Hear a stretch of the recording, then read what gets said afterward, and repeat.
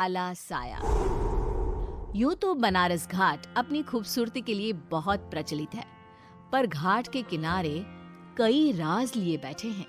ये कहानी शुरू होती है बनारस के घाट के पास बने ममता निवास से, जहाँ प्रिया लाल जोड़े में ममता के घर उसकी बहू बनकर आती है। आओ आओ बहू, घर को अपने पैरों से पवित्र करो। ममता घर की दहलीज पार कर ही रही होती है कि अचानक एक बहुत गंदी सी बास पूरे घर में फैल जाती है।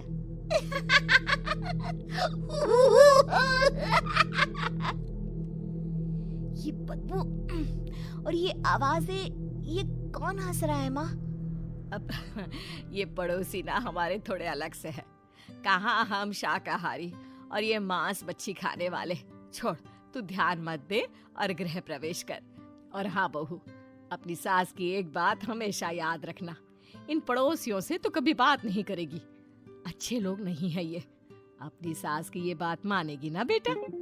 हाँ माँ, जो आपकी मर्जी, मैं उनसे बात नहीं करूंगी।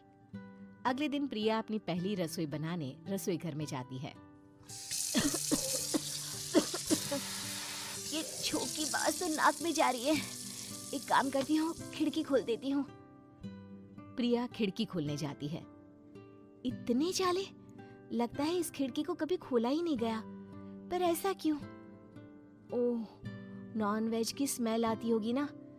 2 मिनट के लिए खोल लेती हूँ, फिर बंद कर दूंगी। प्रिया खिड़की खोलती है। खिड़की खोलते ही उसकी नजर सामने वाले घर की खिड़की पर पड़ती है, जहाँ एक लड़की खड़ी होती है। हाथों में मेहंदी, लाल रंग की साड़ी, बिल्कुल सजी धजी, मानो प्रिया की तरह ही वो भी नई नवेली बहू हो। वो प्रिया को देखकर मुस्कुराती है। हे भगवान, माँ ने तो इनसे बात करने को मना किया था। प्रिया फौरन ही खिड़की बंद कर देती है और तवे पर चढ़े रोटी की ओर देखने लगती है, पर वहाँ रोटी न होकर मछली पड़ी होती है। ये क्या? पहली ही रसोई में इतनी बड़ी गलती! हे भगवान, अब मैं क्या करूं?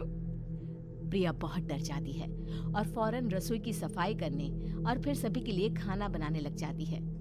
जब वो सबको खाना परोसती है, सब तो ठीक है, मैं बेकार में चिंता कर रही थी। हे भगवान, ऐसे ही बस अपनी कृपा बनाए रखना। रात के वक्त जब सब सो रहे होते हैं, तब प्रिया को पायल की आवाज सुनाई देती है, जिससे उसकी आंख खुल जाती है। ये पायल की आवाज कहाँ से आ रही है? प्रिया उठकर उस आवाज के पीछे छत की सीढ़ियों तक जाती है। तभी उसे बच्चे के रोने की आवाज आती है। प्रिया छत पर जाती है तो क्या देखती है?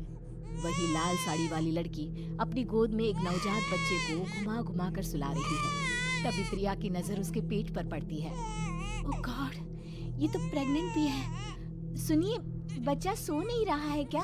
मैं कुछ मदद करूं? नहीं नहीं, आपके घर वालों को अच्छा नहीं लगेगा, मैं संभाल लूंगी। स्नेहा की गोद से बच्चा हाथ मारकर प्रिया की गोद में आने को छटपटाने लगता है। दोनों घर अगल बगल में बने होने के कारण प्रिया उस बच्चे को गोद में ले लेती है। प्रिया के पास आते ही वो सो जाता है। बच्चे का वो स्पर्श रात भर प्रिया भूल नहीं पाती और अगली सुबह वो छत पर कपड़े सुखा रही होती है। तभी उसे एक औरत इशारा करके बुलाती है। स्नेहा कह रही थी बाबू तुम्हारी गोद में आते ही सो गया। मैं गौरी, स्नेहा की माँ हूँ। बहू, घर आना, बाबू को खिला भी लेना। शाम को जब घर पर कोई नहीं रहता, बच्चे से मिलने के लिए प्रिया छिपकर अपनी पड़ोसन के घर चली जाती है और कुछ देर बच्चे को खिलाकर वापस लौट आती है। इसके कुछ दिन बाद ही प्रिया को पता चलता है कि वो माँ बनने वाली है। ममता की खुशी का ठिकाना नहीं रहता।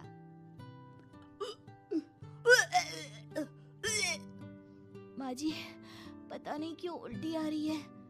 प्रिया भागती हुई वॉशरूम में जाती है तो हरे और लाल रंग की उल्टी करती है। उस उल्टी में से कीड़े निकलते हैं। ये क्या? खून और ये कीड़े! माँ! माँ! प्रिया की आवाज सुनकर ममता दौड़ कर आती है, पर बेसिन में कुछ नहीं होता। प्रिया हक्की बक्की रह जाती है। ये सब क्या हो रहा है? प्रिया घबरा जाती है और अपने कमरे में जाकर सो जाती है। डर के कारण वो इतनी थक जाती है कि उसकी आंख लग जाती है। तब उसे ऐसा लगता है उसके पेट पर मानो कोई बैठा हुआ हो। कौन हो? प्रिया के पेट पर एक 5 महीने की बच्ची बैठी हुई थी, जो बुरी तरह जली हुई थी। माँ, तुम ही मुझे लाई ना अपने पेट में। मैं तुम्हारी माँ नहीं हूँ। कौन हो तुम? माँ, देखो मैं जल गई बुरी तरह से। 6 महीने पेट में रहने को भी मुझे नहीं मिला। सहला दो ना माँ। बचाओ, बचाओ, माँ। ममता दौड़कर कमरे में आती है। प्रिया की बातें सुनकर वो सब समझ जाती है। तू कहीं बगल वाले घर में तो नहीं जाकर आई ना बहू? मुझे माफ कर दो, मैं गई थी माँ। उस घर में सब मरे हुए हैं बहू। कई साल पहले स्नेहा उस घर में बहू बनकर आई थी। कुछ ही दिन में वो एक बच्चे को जन्म देने वाली थी। पूरा घर बच्चे के आने की खुशी में खोया था कि एक दिन अचानक उस घर में आग लग गई। सब बुरी तरह जलकर मर गए। गौरी आज भी दादी बनने का इंतजार कर रही है और इसीलिए स्नेहा ने अपना अजन्मा बच्चा तुम्हारी कोख में डाल दिया। ममता ये कह रही होती है कि पीछे से उसके पैरों को एक बच्चा पकड़ लेता है। दादी, दादी। माँ, स्नेहा की गोद में यही बच्चा था। ये बच्चा कौन है फिर? तेरी मौत है। तेरी भी दादी।